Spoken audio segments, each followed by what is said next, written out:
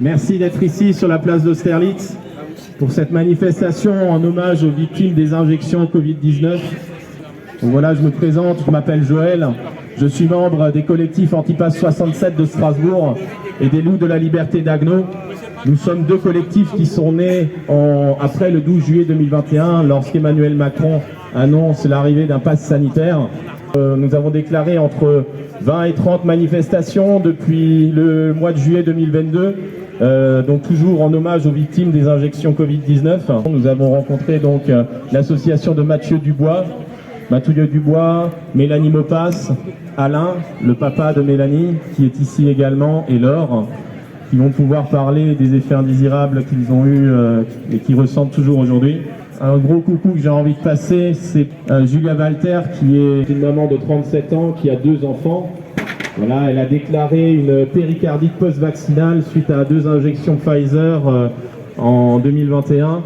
Par la suite, elle a déclaré une spondylarthrite ankylosante. Voilà, Julia a été hospitalisée pendant quelques jours. Elle était reçue hier au Parlement européen avec les associations de victimes, les désenfantés et notamment à victimes. Voilà. L'association aujourd'hui, nous on a un but, c'est qu'il y ait une reconnaissance pour les victimes, ça c'est clair et net, et qu'il y ait une aide médicale adaptée pour chaque victime. Parce que dans l'association, aujourd'hui voilà, on a Mélanie qui est présente avec nous, ma vice-présidente, notre rayon de soleil, qui est atteinte de la maladie de Charcot à 35 ans. Et on en a 14 dans l'association des maladies de Charcot. Et on a des leucémies, des cancers, beaucoup de problèmes neurologiques. Et on voit que les gens souffrent et que personne ne fait quoi que ce soit en fait. Donc on est là pour dire que on a joué le jeu, on est malade aujourd'hui depuis les injections, et maintenant à l'État de jouer son rôle de pouvoir nous aider et de pouvoir aller avancer ensemble. Je suis très ému parce que hier on a été reçus également au Parlement européen. Je remercie infiniment Virginie Joron qui nous a accueillis vraiment très bien. Et on avait passé une journée mais superbe avec beaucoup de rencontres de députés, on avait des maillots, on avait des photos de victimes dessus. Alors je sais que ça n'a pas plu à tout le monde, mais on a été très bien reçus quand même. Et maintenant le but c'est qu'on puisse être entendu. Vraiment encore une fois, ça fait pour certains 3 ans qu'ils souffrent. Moi ça fait 2 ans et demi, je suis handicapé à 79% aujourd'hui, à 39 ans. Avant tout ça, tout allait très bien dans ma vie. Et voilà, ça a brisé ma vie, clairement, on peut dire les choses comme elles sont. J'ai voilà, mes chouchoutes qui sont avec nous, Laure et Mélanie, qui sont incroyables, qui ont une force incroyable. Et nous, on n'est pas là pour dire des conneries, pardon de le dire comme ça. On a aussi une pensée forte pour les Covid longs, parce qu'on a des Covid longs qui ont des symptômes similaires aux nôtres et qui souffrent également au quotidien. Et vraiment, c'est important de ne pas les oublier, vraiment. Donc c'est pour ça qu'aujourd'hui, voilà, peu importe si on est d'accord ou pas pour les injections, si on était anti ou pro, nous on s'en fout réellement. Le but aujourd'hui c'est qu'on a voulu nous diviser, il faut qu'on se rassemble. Enfin, vous avez vu tout ce qui se passe dans le monde, et encore plus en France. Donc maintenant il faut qu'on se rassemble, qu'on unisse nos forces et qu'on puisse avancer tous ensemble. Voilà, vraiment je remercie du fond du cœur tout le monde présent. Ouais, Joël encore, avec qui on discute beaucoup, et tous les collectifs. Alors je vais en citer quelques-uns, mais on a eu mon cycle. On a Ben du vaccin Zakoufen qui nous a rejoint. On avait le C19. On a tellement Verity France, évidemment. On a vraiment tellement de personnes qui œuvrent au quotidien pour faire avancer la cause effectivement, on ne peut pas aujourd'hui dire que ça n'existe pas. Et encore une fois, quand on nous traite de complotistes, complotiste ça veut dire quoi? C'est parce qu'on a fait une injection et qu'on est tombé malade, et que dès le lendemain, en fait, on remet en cause quelque chose, on est complotiste, mais ça ne veut rien dire, en fait. Aujourd'hui, on est en 2024, on laisse souffrir des gens au quotidien. Remettons l'humain à sa place. On oublie trop l'humain aujourd'hui, et il faut qu'on se batte tous ensemble. Voilà, donc je voulais vous dire ces quelques mots. Ravi d'être avec vous, et puis tous ensemble, on y arrivera, j'en suis persuadé. Merci à vous. Bravo! Merci. Alors, je vais passer la parole à Laure, qui fait partie du conseil d'administration de la victime. J'ai 3 enfants, des jumeaux de 15 ans et une fille de 10 ans. J'étais une femme dynamique qui ne tenait pas en place. Je pratiquais plusieurs fois par jour du sport. et ma vie a basculé à ma seconde injection Pfizer 2 mois après, c'est-à-dire en septembre 2021. J'ai rencontré des problèmes de troubles neuropathiques, des grosses fatigues, des problèmes d'acouphènes en permanence. Et durant ces 2 années, malgré les consultations, des spécialistes, des examens approfondis et divers traitements prescrits, mon état a continué de se dégrader. J'ai actuellement une trentaine de symptômes. Les médecines douces recommandées par le centre antidouleur n'ont rien fait. Actuellement, je suis suivie par un interniste qui m'a diagnostiqué une encéphalomyélite myalgique et qui a été confirmée la semaine dernière par un TEP IRM que j'ai pratiqué à l'hôpital Henri Mondor, indiquant clairement l'état de mon cerveau. Le professeur m'a expliqué que malheureusement mon état pourrait se détériorer, sans mentionner, enfin peut aussi s'améliorer, mais sans mentionner de guérison. Et il n'y a pas de traitement actuellement. Je suis suivie aussi par un ORL, car j'ai une perte d'audition et je suis appareillée. Et je suis suivie donc par un ORL spécialisé dans les vertiges et les acouphènes. Je suis atteinte donc d'une surdité dans les aigus, acouphènes aigus en permanence et des acouphènes pulsatiles à l'oreille gauche. Et je dois consulter tous les 6 mois cette ORL parce que je peux avoir une éventuelle perte d'audition encore. Je suis reconnue par la MDPH avec un taux d'handicap à 79%. Et bien sûr, comme vous pouvez le voir, j'ai une carte prioritaire, carte de stationnement, enfin voilà.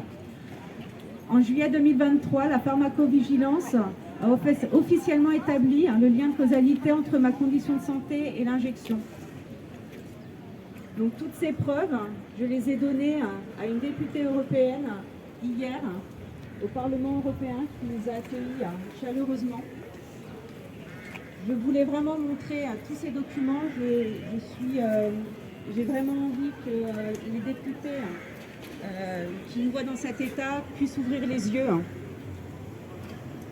Et actuellement, voilà, nous aspirons à une reconnaissance de notre situation, justement auprès du Parlement européen, accompagnée de mesures concrètes pour accéder aux soins nécessaires.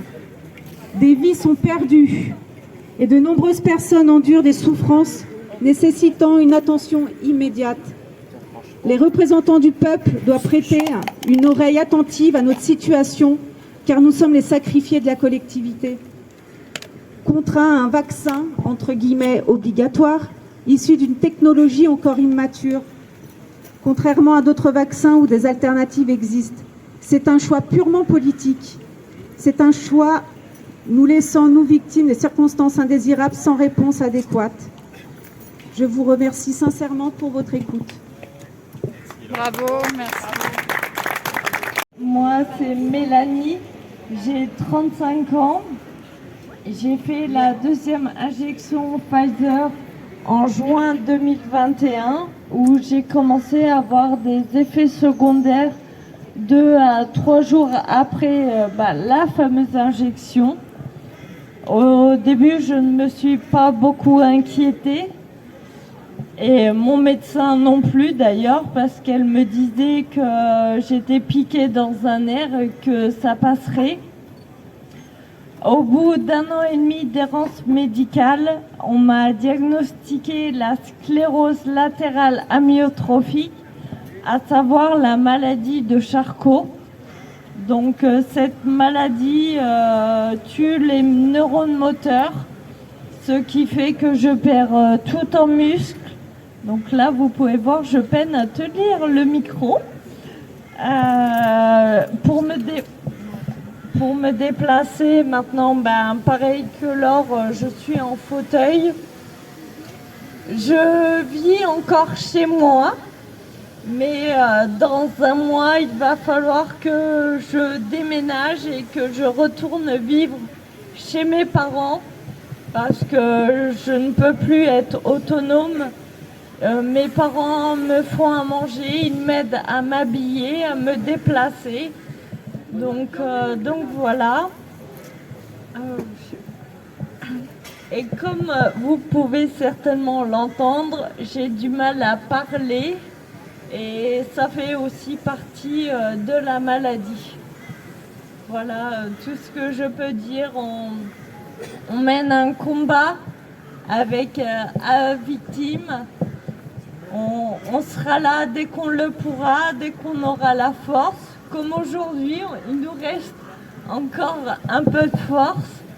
Donc c'est un combat qu'on mène depuis fin 2022. Et on continue encore et je serai là même si ma santé se dégrade de plus en plus. Il y a aussi Dominique et Michel qui sont partis ce matin et qu'on embrasse très fort, qui ont créé les Désenfantés, qui ont un courage incroyable. Il faut pas nous oublier. On est les oubliés du système en ce moment. Il faut se battre et avancer, toujours dans le respect, mais on ira jusqu'au bout, comme dit Mélanie. Et je me dois, rien que pour elle et pour tous les autres évidemment, pour Laure et tous les autres, on doit se battre jusqu'au bout. Parce que si on ne fait rien maintenant, ben, ça sera trop tard et les mêmes choses vont recommencer par la suite.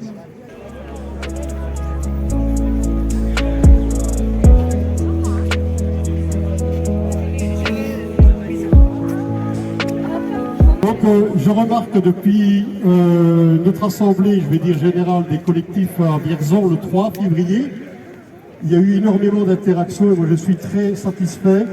Et c'est bien pour ça que nous sommes ici et nous aurons la même chose en Belgique prochainement. Merci de me donner la parole.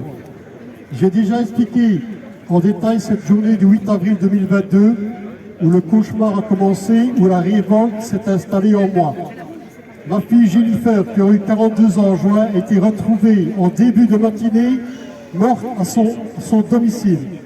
Ce jour-là, lorsqu'après avoir réalisé le drame qui venait de se dérouler, je me suis rendu à son domicile, le légiste était déjà passé, mon enfant était toujours allongé dans le salon, recouvert d'une couverture. Son décès a été qualifié de cause naturelle, arrêt cardiaque. La police, encore sur place, m'a vivement recommandé de ne pas la garder car elle n'était pas belle à voir. Son compagnon est passé outre et a voulu la voir une dernière fois, avant que la fourgonnette mortuaire ne l'emporte définitivement. Il a été choqué et il m'a dit qu'elle était toute bleue avec les veines saillantes. Début d'année, Jennifer avait reçu sa deuxième injection du produit Pfizer. Elle avait été obligée de se plier à cette prise de risque car suite à un licenciement économique, elle avait décidé de complètement changer de carrière. Et à 40 ans, avait repris des études d'aide-soignante. Et sans être injectée, elle n'aurait pas pu accéder au stage qui lui permettait de décrocher son diplôme et d'entamer une nouvelle vie vouée à aider et soigner les autres. Cependant, entre l'injection fatale et le jour de son décès, elle ne se sentait plus bien, elle n'était plus en forme. Elle qui n'avait jamais eu de problème important de santé, ni asthme, ni soucis cardiaques, pas de surpoids, rien, aucune comorbidité. Elle avait rapporté à son compagnon et à ses amis de classe qu'elle avait des palpitations, une sensation d'oppression au niveau du thorax et que ses mains et ses bras s'engourdissaient. Ils étaient froids. Qu'elle était vite essoufflée. Elle avait également de subites accès de transpiration. Cela devait la tracasser puisqu'elle avait pris rendez-vous chez son généraliste et devait le voir le lundi suivant. Cela fait maintenant plusieurs mois que je suis désenfanté et que je me pose toujours beaucoup de questions. Fait troublant, j'ai pu aller consulter le rapport médical établi suite à son décès au parquet de la ville de Verviers, province de Liège, avec interdiction de prendre des photos ou d'en avoir une photocopie sur place. La secrétaire m'a dit qu'il fallait en faire une demande officielle au procureur du roi, ce qui en général était qu'une formalité à obtenir. Sauf que plusieurs semaines après, j'ai reçu un courrier avec un refus formel par le ministère public. Quelques mois après, j'ai pu rencontrer le médecin légiste qui avait examiné Jennifer. Il m'a dit qu'elle avait succombé à un arrêt cardiaque suite à une embolie pulmonaire créée par un caillot sanguin. Il n'était pas informé qu'elle avait reçu des injections et donc le lien de causalité n'avait pas été établi. Aurais-je dû demander une autopsie? Oui, peut-être, mais j'étais incapable d'infliger ça en plus à ma fille. Si elle m'avait parlé de ses problèmes post-vaccinaux, aurais-je eu le réflexe de l'inciter à aller immédiatement faire une prise de sang afin de vérifier son taux de D-dimer? Entre autres, oui, sans doute, je le pense. Grâce à cela, aurait-elle été soignée et sauvée? Moi, je le pense. Grâce aux réseaux sociaux, je me suis aperçu que le cas de ma fille Jennifer n'était pas un fait isolé, loin de là. Car si on réfère aux médias mainstream, tout va bien, pour le mieux, le produit miracle sauve des vies. La propagande vaccinale continuait et continue toujours en occultant totalement les milliers de vies détruites, sans doute des dommages collatéraux. Pour eux, donc, il vaut mieux ne pas en parler. Je vais terminer. Voilà. Oui.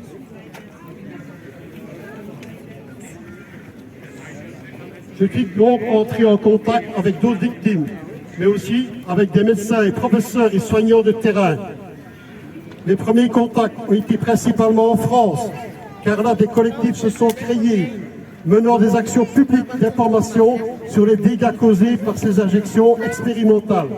Ma première participation à ce rassemblement a été le 10 décembre 2022, où avec ma compagne et les amis, nous avons fait un voyage éclair d'un voyage à Aix-en-Provence, à 1000 km de chez nous, organisé à l'époque par Action 200 Perpignan, dissous à l'heure actuelle. Là-bas, des centaines de photos de victimes décédées ou invalidées étaient déposées tout autour de la place de la Rotonde avec un podium donnant la parole aux proches des victimes comme aujourd'hui. J'ai réalisé que je n'étais pas seul et qu'il y avait des actions similaires se déroulaient partout en France, en Vichy de Luxembourg, mais je n'avais pas écho de cela en Belgique. C'est pour ça, en mémoire de ma fille aînée, Mon Soleil, comme je l'appelais, Mon Soleil, comme on l'a surnommé, j'ai décidé de créer un groupe appelé Action 200 Belgique dans lequel peuvent échanger toutes les personnes touchées de près ou de loin par ce produit qu'on a promulgué pour d'obscures raisons. À l'instar de nos amis français et luxembourgeois et d'autres, bien entendu. Et avec l'aide précieuse, le 23 septembre, nous avons fait une action en Belgique, aidé avec notre ami ici présent, Francis. Et nous allons continuer la prochaine action le 25 mai en Belgique. Voilà. Et je vous remercie tous de m'avoir donné la parole. Merci Marc. Je remercie aussi Francis d'être là et toute son équipe qui font un super boulot. Tous les panneaux qui sont ici, voilà, c'est lui et son équipe qui les a ramenés.